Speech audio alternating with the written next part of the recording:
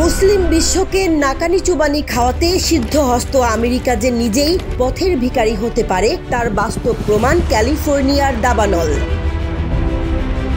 পবিত্র কোরআনে আল্লাহ ইরশাদ করেন, জালিমদের জন্য রাখা হয়েছে আগুনের লেলিহান যা পানিতেও নিভবে না। তাহলে কি আমেরিকার ক্ষেত্রে কোরআনের বাণী সত্যি হলো?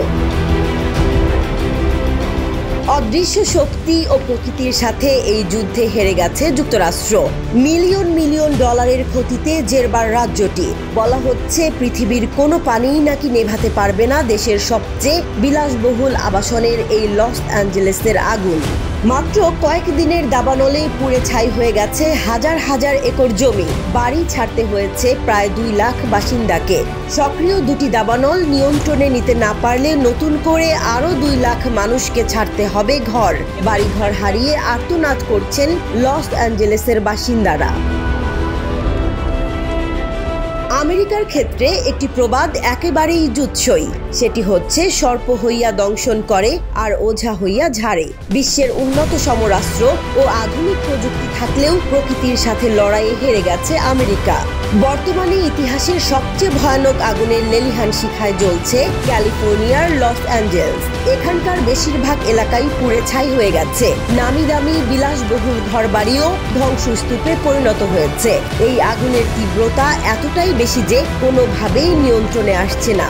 সব চেষ্টা করেও ব্যর্থ বিদায়ী প্রেসিডেন্ট জো বাইডেন। আমেরিকার জন্য নতুন বিপদ হচ্ছে এই আগুন এখন নতুন নতুন এলাকাতেও ছড়িয়ে পড়েছে।